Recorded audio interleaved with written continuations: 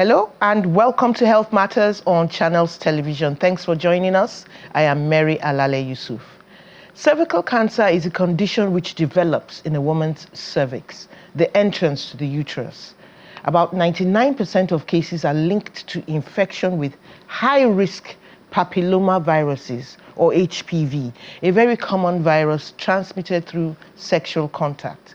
Most HPV infections resolve on their own without symptoms, but a persistent infection can cause cervical cancer. It is the fourth most common cancer in women. In 2022, approximately 660,000 women were diagnosed with cervical cancer globally, and more than half that number died from the disease. The World Health Organization says HPV vaccination and secondary prevention approaches consisting of screening and treating will prevent most cases. The vaccination of secondary targets such as boys and older females is recommended where feasible and affordable. My guest is public health advocate from the Slum and Rural Health Initiative, Dr. Olasukomi Olotu. You're welcome to the show. Thank you very much for having me, Ma. So they say HPV vaccine is supposed to prevent cervical cancer. Yes. How long does the effect last? And does it mean the lady doesn't ever get such an infection in her lifetime?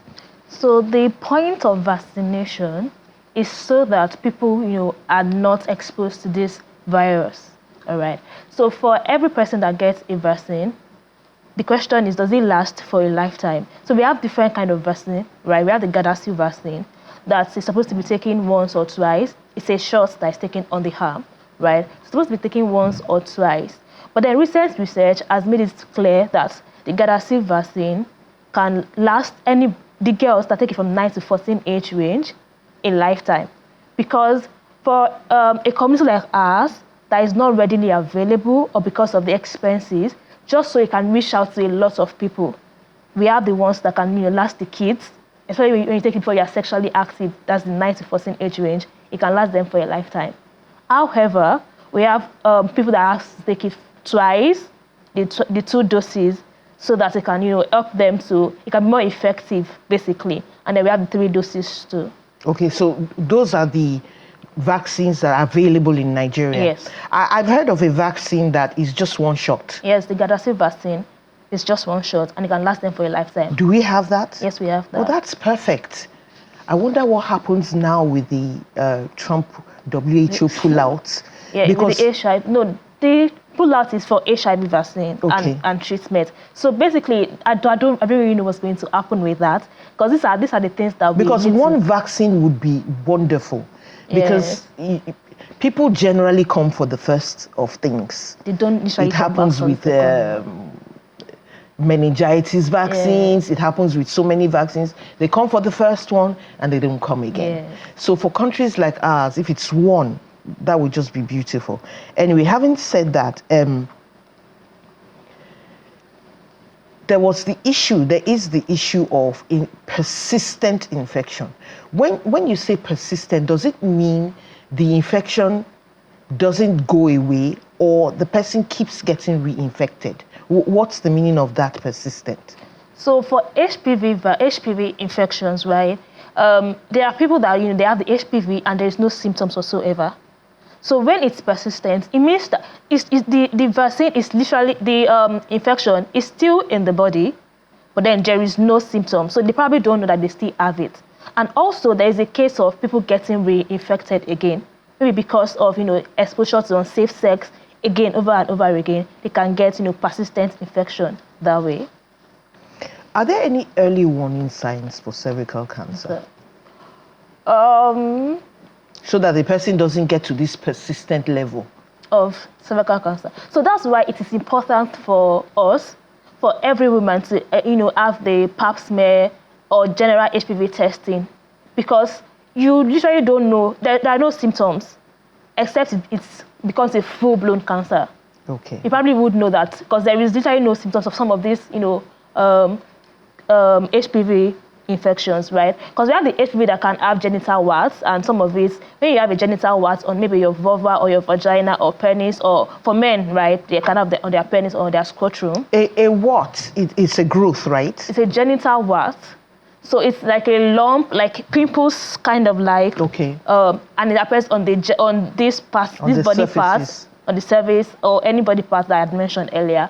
And it goes away on its own, even without treatment, or maybe with an ointment or a over-the-counter cream. But and it's all not of that. Guaranteed. It's not guaranteed that it would go away Yes. on its own. On its own. Okay, so one has to be careful. Has it been discovered which vaccine suits what age of girl or what type of girl? Yeah, so the one we are using for Nigeria now is the Gardasil vaccine. That's the one shot. The one shot. And I mentioned the reason why it is like that, just because they are not sexually active now, and then it can curb it for a lifetime.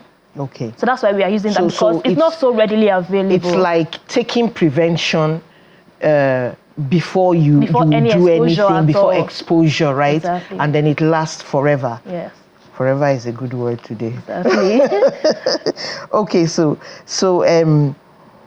can this vaccine deal with any other type of cancers? No, it can't. Because it's specifically for HPV. The vaccine is specifically for HPV, and HPV is one of the major causes of cervical cancer. So the vaccine is not for cervical cancer.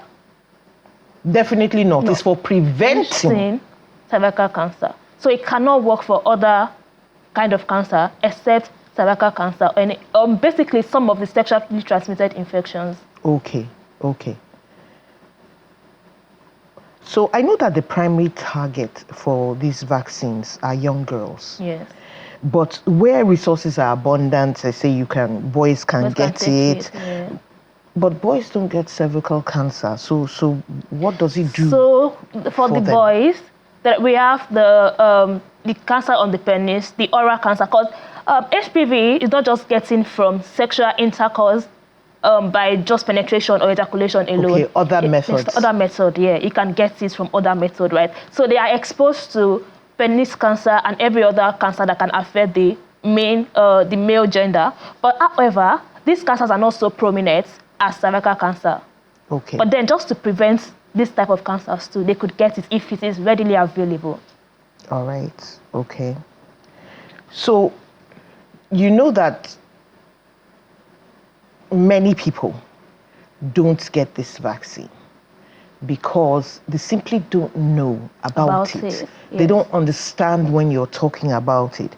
But in some cases, people have beliefs about these vaccines that, for example, they say it reduces fertility. Mm-hmm. Does it reduce fertility? No, it doesn't.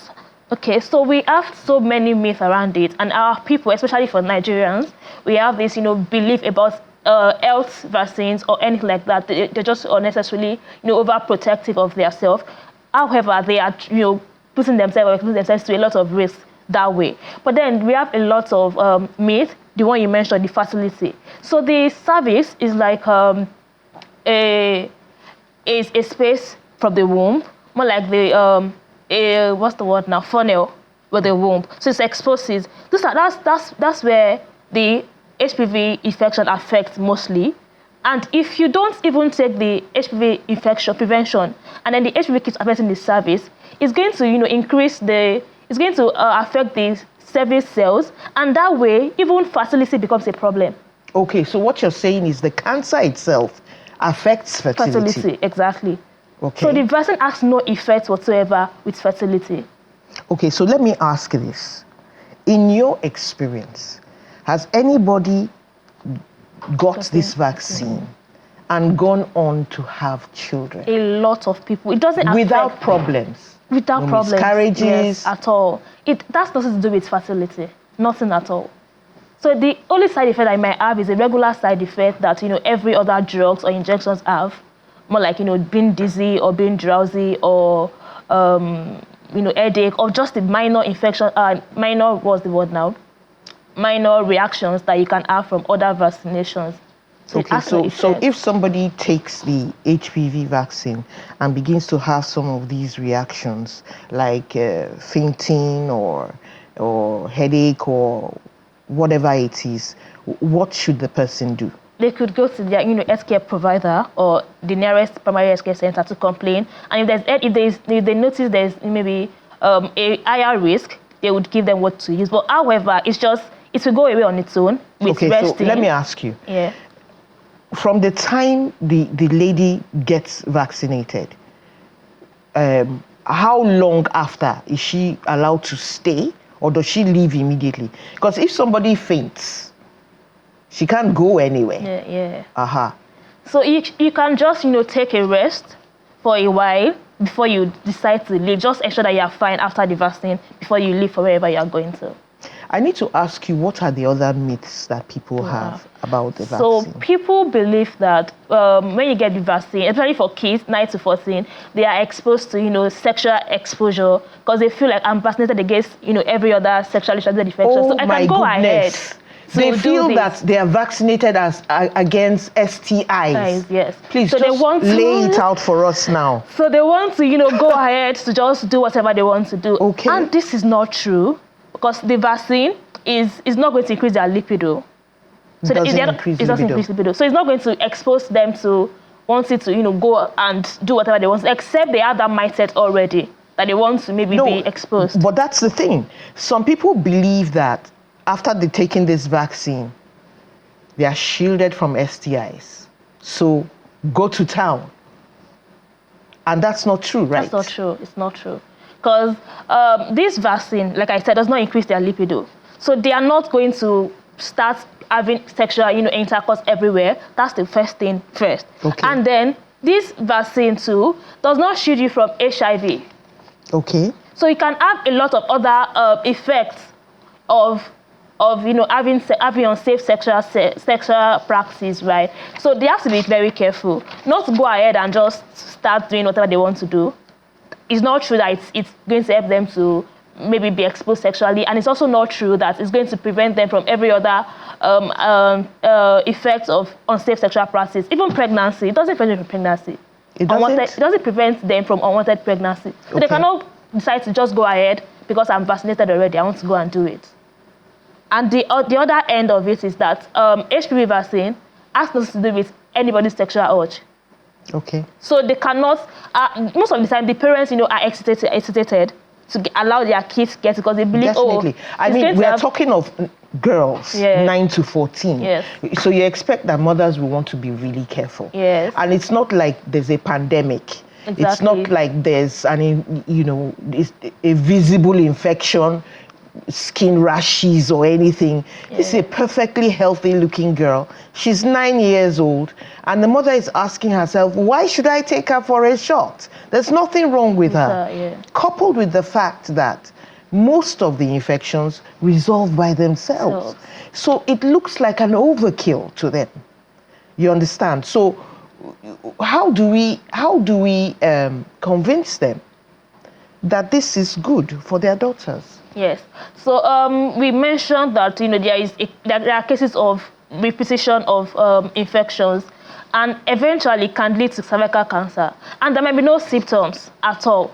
Just to be on the safer side, the vaccine has nothing to do with your child. It doesn't affect your child whatsoever. Just to be on the safer side, it's just advisable to encourage people to get the vaccine to prevent cervical cancer at the end of the day. Okay. So we've spoken about boys and older females. Yes. But older females most likely have been sexually active. So in resource-rich places, why would they give those women those vaccines? Would they still work? Yes, they would still work, because we have HPV strains that are not cervical. You have the type 16 and type 18. They are majorly the ones that cause this cervical cancer. So we have other HPV strains. They are probably exposed to other HPV strains, but that could not lead to cervical cancer at the point. Just so that since they've done their pap smear, they are not, they don't have HPV that could lead to cervical cancer now, they can definitely take it, because they are going to be further involved in further sexual, activities, just to prevent them. So they can definitely go and take the vaccine. So at this point, we really need to take a break. Please stay with us. We're taking a short break.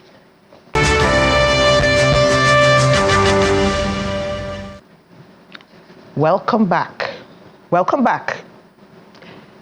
It's still Health Matters on Channels Television, and we're talking about the HPV vaccine. We're trying to understand why young girls 9 to 14 should take it.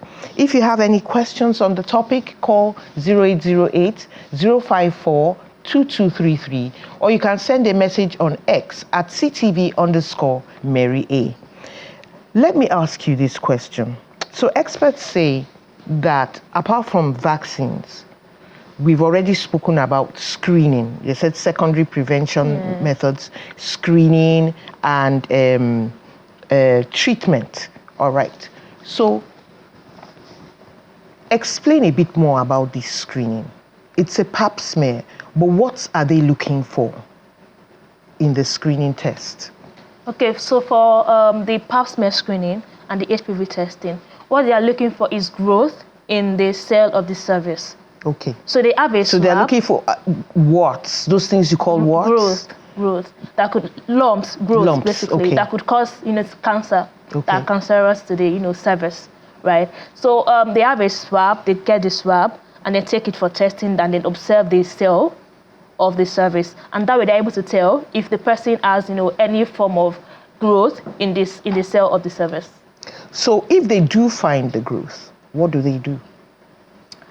So for cervical cancer, there are treatments for it. They have a lot of, therapy for it, chemotherapy for cervical cancer, and then you can provide those help for you. And cervical cancer can actually be treated if it is detected early. That's where I'm going. A cancer that can be treated. That's so interesting. Yes. Because people feel that when you say cancer, it means the end. So the cancer is not really the end if it is detected early. That's why we always advocate for regular pap smear and HPV testing. So if those lumps are found, those cells are found, at that point, is it already a cancer? It's not necessarily a cancer at that point. So just for the prevention of it turning to a full-blown cancer, we can have a surgical experiment happen on the cell of the cervix, and also we can prevent it by other methods of treatment of cancer. All right, but then it's not the end of it all. It is treatable. It can be treated. So why not just do the pap smear regularly, just so you are sure, and then you are able to prevent further cancerous growth in the cell of the cervix. Okay, such a person who has been treated, for those lumps, so that cancer does not develop, can that person still have a vaccination? Can that person still have the vaccination? Yes, they can still have it, but then it's not so effective anymore because they're already exposed to it. But just so for a two-factor authentication, you can still get the vaccination. So. Okay, but that would cost money. Yes. Because usually such a person would be older, right? Yes. All right. So what exactly does cervical cancer do to a woman? Cervical cancer affects the cervix of the woman. That's the vaginal part. We've already determined that it affects her fertility. Yes. It doesn't affect fertility. Okay, cervical cancer affects fertility. Yes, the cancer does not affect fertility. But it does affect fertility for women, right? So, yeah. Does it cause pain, all those things? Nobody wants to have a genital wart. To start with HPV, nobody wants to have that irregularities in their cervix. Okay. It's not nice. It's not looking nice to have growth on your cervix. So it causes pain. It causes them to feel a certain way about their body, even psychologically. So there are lots of other ways that it affects the woman's body that nobody should be exposed to that. Okay. So where do people go for these vaccines? Because I am quite sure that we don't have them in the, is it EPI now or NPI, the vaccine calendar for children. It's not among those things. Okay, so in October 2023, it was introduced to the Nigerian government to be free for children, girls age 9 to 14. Oh, it's free. It's free for children 9 to 14. It's girls, free. yes. So Guys, in it's any free. primary healthcare center that you enter, so I think it has been introduced to the regular vaccination routine of girls. Which means any girl who is born now will be Vaccinated. clocked down for such a thing. Yes. Because she has to be 9 years old. Yes. And major vaccines are over by the time the child is 1 So year they can old, 15 be months clocked old. down and then go back when Uh-huh. the child is 9 to 14 within that age range. And just take it free. It's free, very free. One shot. Perfect. Perfect. Okay, so you said primary healthcare centers. Yes. Government-owned primary healthcare centers. Government-owned primary healthcare centers. Yes. That's the little The nearest place one that they used close to have to your everywhere. house. It's almost everywhere. I never really Within- heard that HPV vaccines were being given in primary healthcare It's centers. free for in any primary health center for girls aged 9 to 14. That is. But people are not so aware of That it. is a real advancement. Yeah, it's a development, global development for public health especially. But that's why we are trying to create the awareness, because people are not aware that this vaccine exists, and not just exists, it is free. Now from age 9 to 14 girls. Is this at any time, or are there drives for it, particular times for it? It's At any time. Just step into any primary health center near you. It's always close to people's houses. Before the next walk-in, you find another one too. So you can just walk in there and, okay, I want to get this vaccine for my child, and then maybe take a lot of questions or details and about that, and then Definitely a step up. Yes. If we can keep our funding. Yes, that's it. Thank you so much for coming on the show. Right, Thank you for being there with us. Have a wonderful day. I am Mary Alale Yusuf.